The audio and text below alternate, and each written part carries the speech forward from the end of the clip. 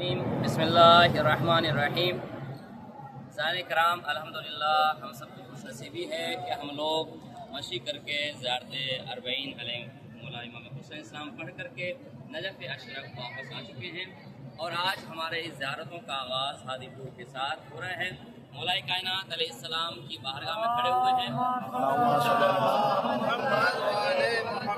امیر کائنات کی بارگاہ میں ان کی حاضری کا شرف حاصل ہونے جا رہا ہے۔ جو دلوں میں طلب تھی، ایک طلب تھا، بے چینی تھی، ایک کرب تھا، مولا کب آپ کی زیارت ہوگی، کب ہمیں نجف اور کربلا دیکھنا نصیب ہوگا، وہ مولا نے کریم کربلا نے، کریم نجف نے، امام علی علیہ السلام نے وہ ہمیں شرف عطا کر دیا ہے۔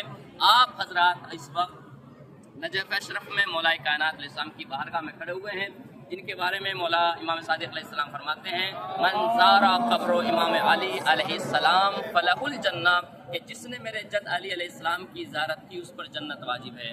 پھر امام فرماتے ہیں فضائل مولا کائنات علیہ السلام کی زیارت کے حوالے سے کہ یاد رکھنا، رسول خدا صلی اللہ علیہ وسلم فرماتے ہیں کہ جس شخص نے میری اور علی کی زیارت کی تو اللہ پر میرا حق یہ ہے کہ میں اس شخص کی زیارت کروں گا اور اس کو جہنم سے نجات دلاؤں گا۔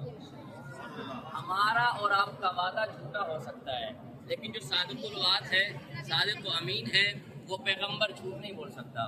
اس نے کہا جس شخص نے بھی میری اور علی کی ہماری زندگی میں یا ہماری وفات کے بعد زیارت کی ہوگی تو اللہ پر میرا حق یہ ہے کہ میں اس شخص کی زیارت کروں گا اور اس کو جہنم سے نجات دلاؤں گا، گناہوں سے نجات دلاؤں گا۔ میری باتیں بھی سنیں بھائی، میں بھی بیان کر رہا ہوں، میری باتیں سنیں، اور اس شخص کو میں جہنم سے نجات دلاؤں گا۔ دوسری بات امام صادق علیہ السلام فرماتے ہیں کہ یاد رکھنا، جو شخص بھی میرے جد علی کی بارگاہ میں زیارت کرنے آیا اور زیارت سے مشرف ہوا تو اس پر جنت واجب ہے۔ اب کوئی عام انسان کا کلام ہو، جب آپ کے آخری سانسیں اکھڑ رہی ہوں گی اور ساقی کوثر جام کوثر لے کر آ رہے ہوں گے اور آپ کی روح ایسے نکل جائے گی جیسے گلاب کے پھول سے خوشبو نکلتی ہے، اور جب اندھیری قبر میں آپ جا رہے ہوں گے اور اس اندھیری قبر میں آپ کے اندھیری قبر کو حسین کے نور سے منور کر دیا جائے گا، اور حسین کہیں گے کل تم جو ہے 2025 میں چلچلاتی ہوئی دھوپ میں لمبی مسافتیں تھکتے ہوئے، پیروں میں چھالے پڑتے ہوئے، کل تم میری زیارت کے لیے آئے تھے، آج اس وحشت کے خوف کے عالم میں اندھیری قبر میں میں تمہاری زیارت کرنے کے لیے آیا ہوں۔ سبحان اللہ، سبحان یہ کتنی بڑی بات ہے، ساری تکلیفیں ایک جگہ ہیں۔ امام نے فرمایا اگر ہمارے شیعوں کو دیکھنا ہے، پرکھنا ہے، تو وہ دیکھو کہ مصیبتوں پہ کتنا صبر کرتے ہیں، وہ کتنی آزمائش پہ کھلے اترتے ہیں، کھڑے اترتے ہیں۔ اگر وہ آزمائش میں اور صبر پر بالکل کھڑے اتر رہے ہیں تو سمجھ لو ہمارے شیعہ ہیں۔ امام صادق علیہ السلام کی بارگاہ میں ایک شخص آتا ہے، کہتا مولا میں آپ کا چاہنے والا ہوں۔ کہا نہیں تم ہمارے چاہنے والے نہیں ہو۔ کہا مولا میں آپ کا چاہنے والے ہوں، آپ کا شیعہ ہوں۔ کہا نہیں، امام کے چاہنے والا، امام کا صحابی آیا اور کہا کہ تم چاہتے ہو میں تمہیں بتاؤں میرا شیعہ کیا ہوتا ہے؟ کہا بتائیے۔ کہا جب تنور ہے اس میں کود جاؤ۔ مولا میرے بیوی بچے ہیں، میں ابھی دنیا میں بہت سارے کام کرنے ہیں، اور میں نے آپ کا چاہنا، مجھے ہلاکت میں ڈال رہے ہیں، ماذا اللہ ایسی باتیں، آپ مجھے مار دینا چاہتے ہیں، یہ تنور بھڑک رہا ہے، اس میں آگ بھڑک رہی ہے، آپ اس میں کودنے کے لیے کہہ رہے ہیں۔ یعنی تامل فکر کیا اور امام کا جواب دیا۔ امام نے کہا اچھا بس یہی تک میرے شیعہ تھے۔ یعنی امام نے اگر آپ کو کہہ دیا کسی کام کے لیے، گویا کہ وہ امام آپ کی ضمانت لے رہا ہے، آپ کو حیات دے رہا ہے، آپ کو موت، امام موت نہیں دے سکتا، امام آپ کو حیات دیتا ہے، اور زندگی چاہے دنیا کی زندگی ہو چاہے اس کے بعد کی زندگی ہو، امام کا صدقہ ہے۔ امام زمانہ علیہ السلام کا وجود ہے تو ہمارا وجود ہے۔ تو امام کا چاہنے والا آیا اور کہا کہ جاؤ، کہاں سے آ رہے ہو؟ مولا کھیت میں سینچائی کر کے آ رہا ہوں۔ جاؤ تنور کا ڈھکن ہٹاؤ، اس پہ تسلا ہٹاؤ اور اس کے اندر کود جاؤ۔ اس نے یہ تک نہیں پوچھا مولا میں کیوں کود رہا ہوں، بچہ کیا کہہ رہا ہے، یہ کیا کہہ رہا ہے، یہ کیا کر رہا ہے۔ آپ ہی دیکھیں کہ جس کی بارگاہ میں آیا ہوں وہ کیا چاہتا ہے۔ میرے مولانا رجب علی نے کیا کہا، مولانا قیدر صاحب نے کیا کہا، انہوں نے کیا کیا، کیا انتظام کیے، ساری چیز وہ اپنی جگہ پر ہیں۔ یہ دیکھو کہ علی نے ہمیں بلایا ہے، ہم تو وسیلہ ہیں، ہم کوئی آپ کے وہ نہیں ہے، ہم لوگ کوئی ہمارا کوئی ذریعہ نہیں، ہم تو ایک وسیلہ بنے ہیں، آپ یہاں تک آ رہے ہیں۔ بلانے والے یہ علی کی ذات ہے۔ لاکھوں کروڑوں لوگ بیٹھے ہوئے ہیں، ان کے زیارتیں نصیب نہیں ہوئے ہیں، ایئرپورٹ سے لوگ واپس ہو کر گئے ہیں، روتے بلکتے ہوئے گئے ہیں، لیکن کتنی بڑی بات ہے کہ آپ کا نام علی نے فہرست زائرین کی فہرست میں لکھا کہ آؤ میرے چاہنے والوں، میں اپنے سے قریب تر کر رہا ہوں۔ اب علی کا کام تھا بلانا، اب اپنے اندر ظرف کو پاک کرنا، اپنے آپ کو چینج کرنا، یہ آپ کا کام ہے۔ مولا نے بلا لیا ہے، अब आप अपने आप कितना आपको बना के अपना के सजाते हैं, अपने सजा के जाते हैं, अपने को इकरार कर जाते हैं, ये आपका काम है।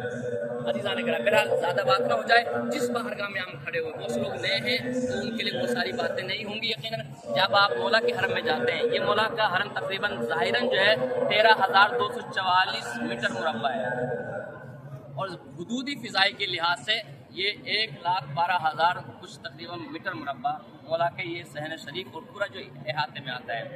135 हिजरी में सबसे पहले मौला की कब्र की ज़हूर हुआ है, नमूदार हुई, पता चला मौला को पोशीदा छुपा करके दफन किया गया था। हालात ऐसे थे, इमाम हसन, इमाम हुसैन, अब्दुल्ला, अबू मोहम्मद हनफिया, इनके नाम भी मिलते हैं कि इन लोगों ने पोशीदा तौर पर इमाम को दफन किया था। खवारिज की बना पर बनु उमैया की इतनी दुश्मनी थी कि मौला के लाशों को निकाल के बेहुरमती न करे, दुनिया में इख्तलाफ ना पैदा हो जाए, इस तरीके। तो कई सालों बाद छठे इमाम के ज़माने में 135 हिजरी ज़ाहिरन वो तारीख मिलती है कि वहाँ पर इमाम की कब्र का ज़ाहिर हुई, और उसके बाद तकरीबन 6 इमामों के बारे में मिलता है ज़ाहिरन उन्होंने मौला अली की ज़ियारत की है। 6 इमाम, उनमें इमाम हसन अलैहिस्सलाम, इमाम हुसैन अलैहिस्सलाम, इमाम ज़ैनुल आबिदीन अलैहिस्सलाम और इमाम बाक़िर अलैहिस्सलाम, और आपके इमाम अली नक़ी अलैहिस्सलाम, इमाम हसन अस्करी अलैहिस्सलाम, इनके बारे में मिलता है कि इन्होंने ज़ाहिरन, इमाम सादिक़ अलैहिस्सलाम, कि इन लोगों ने ज़ाहिरन इमाम की ज़ियारत की है। ठीक है, यूँ तो अलैहिस्सलाम याद करते रहे और लोगों को भेजते रहे, ज़ाहिरन जिनके नाम मिलते इमाम, जिन इमामों ने अली की ज़ियारत की है, आज हमें उन मौला की ज़ियारत नसीब हो रही है। आप देखिए कितनी बड़ी बात है। तो आज जिसकी बारगाह में जा रहे हैं, ये मौला की बारगाह है, तो इसको मौला की जो कब्र नमूदार हुई तो सफ़वान इमाम का साहबी है। इमाम से कहा, मौला आपके जद की कब्र ज़ाहिर हो चुकी है, अगर आप इजाज़त दें तो हम उसको तामीर करा दें, उसको लोगों को बता दिया जाए, अहले कुफा को ख़बर कर दी जाए। तो फिर इमाम ने मुसीबत का जवाब दिया और कुछ रकम दी और कहा कि जाके कब्र की तामीर करो। तो फिर वहाँ से ही सिलसिला शुरू हुआ। अब्बासी हुकूमत का आगाज़ हो चुका था, बनी उमैया का ज़वाल था, और फिर कुछ लोग पता चलता रहा। फिर सबसे पहले जो हरम की शक्ल में छोटे सा जो है 4 दीवारी जो बनाई, सफ़ेद पत्थरों की बनवाई, हारून रशीद के ज़माने में बनी। पहले उस वक्त कब्र बनी हुई थी बस 4 एक ज़िरा के बराबर, उसने जो है चारों तरफ सफ़ेद पत्थर की दीवारें बनवाई, सफ़ेद चादर, वो हरी चादर चढ़वाई। मुतवक्किल का जब दौर आया तो फिर इमाम हुसैन की कब्र को जो है उसने मलून ने मुनहदिम कराया और उस पर हल चलवाए, और नजफ को भी नुकसान पहुँचा। काफ़ी इमारतों को उसने जो है यहाँ से मिसमार कराया है, मौला के रोज़े को वो किया उसने मुतवक्किल के दौर में। फिर उसके बाद सिलसिला चलता रहा। शाह अब्बास सफ़वी, उसने फिर इस हरम की तोसी कराई।